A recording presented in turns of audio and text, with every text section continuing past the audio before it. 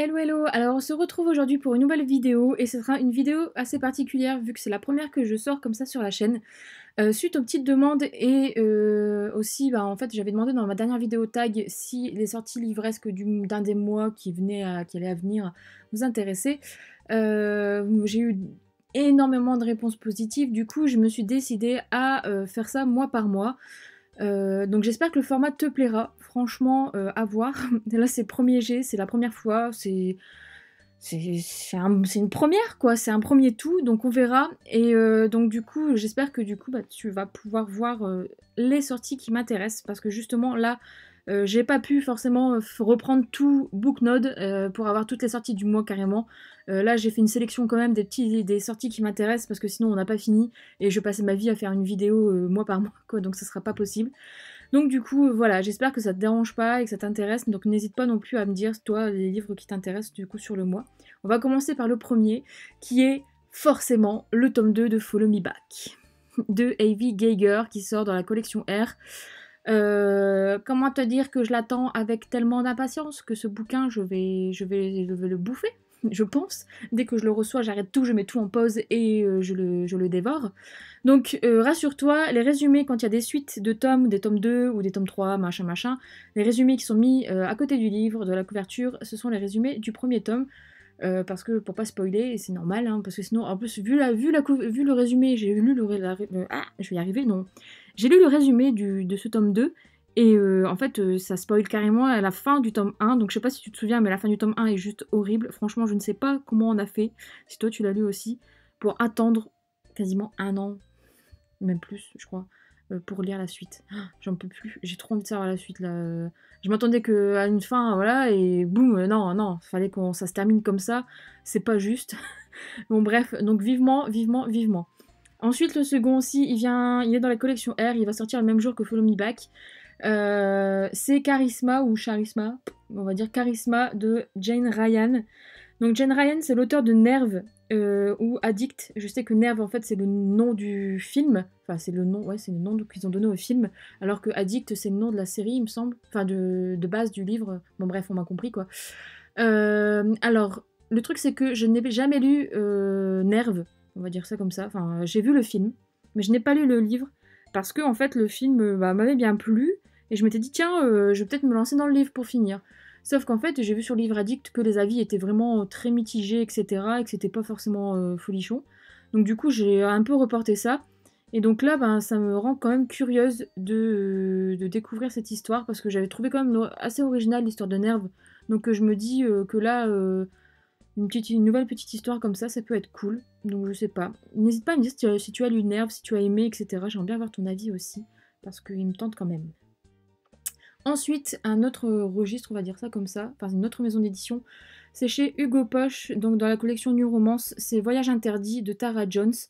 Donc Tara Jones, c'est l'auteur en fait de Le Contrat.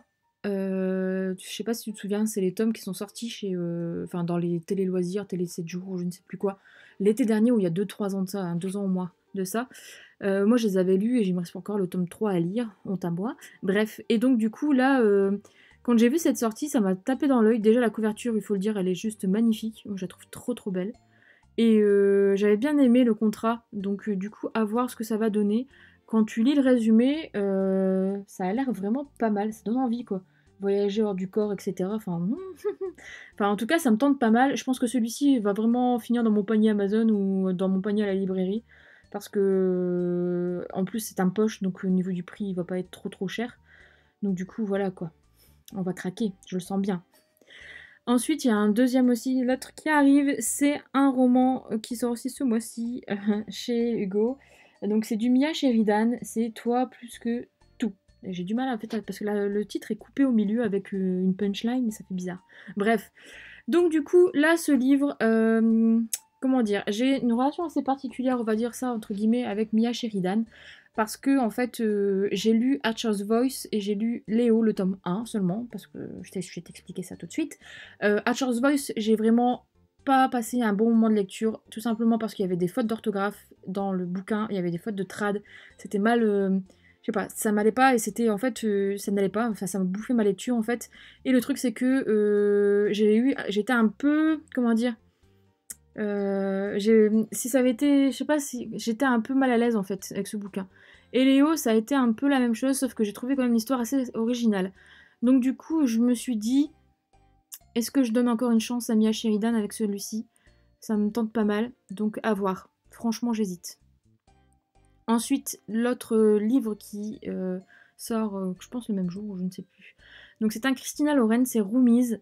Au début, j'étais contente, tu vois, parce que j'ai lu le résumé, puis je vois Hollande et Calvin. Et Hollande avec un sans E, je me dis, bah Hollande, c'est un homme, et Calvin aussi.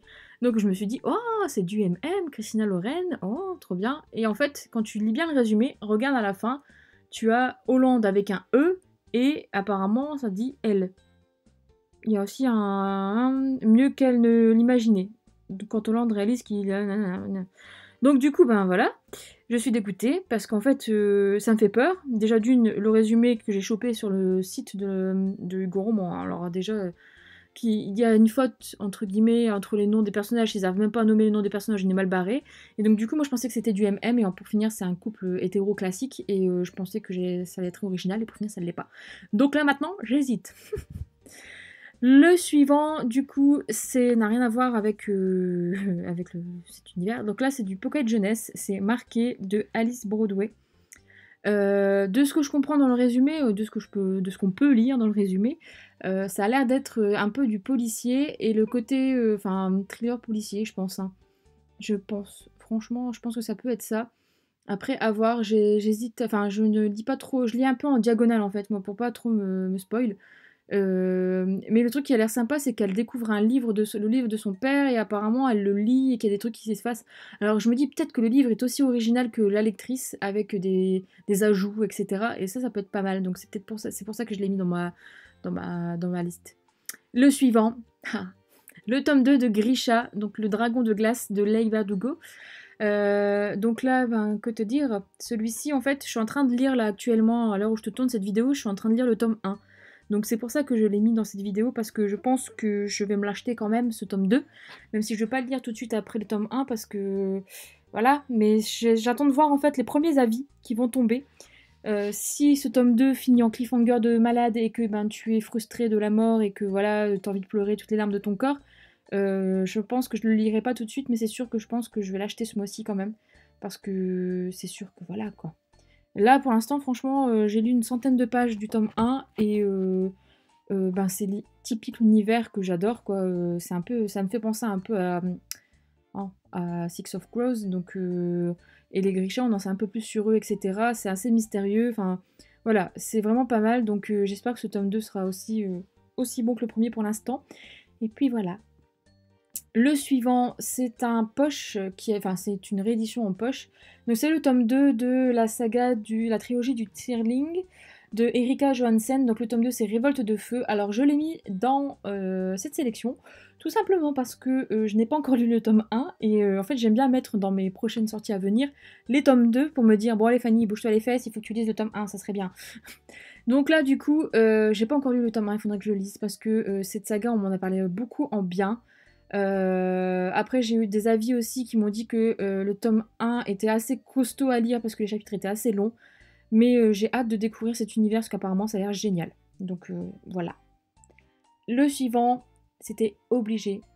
C'est L'éternité, c'est compliqué de Jennifer L. Montou, donc publié chez J'ai lu pour elle. Là, en fait, Jennifer L. Montou, c'est comme Sophie Jomain ou comment ça s'appelle déjà, Colleen Hoover ou Georgia Caldera. En fait, dès qu'il y a une nouveauté, moi, il faut que je craque et je le mets dans ma liste pour l'acheter. Parce que c'est pas possible. J'ai tellement eu des coups de cœur en fait avec ces bouquins à Jennifer Larmontout. J'ai adoré Lux. Il y a que Lux que j'ai lu en fait. Non, bah non, je suis bête. J'ai adoré Lux, j'ai adoré les jeux de patience, machin. J'en ai encore quelques-uns encore à lire d'ailleurs qui sont encore dans ma palle. Covenant, j'ai encore le tome 2 dans ma palle à lire, mais j'ai adoré. Donc du coup, quand il y a d'autres livres qui viennent d'elle, enfin voilà quoi, je les mets direct dans ma liste d'achat. Là d'ailleurs en plus, je vais bientôt t'en parler, mais j'ai fini du coup la duologie de Frigide, donc j'ai lu à demi-mot. Donc du coup voilà quoi, c'était obligé.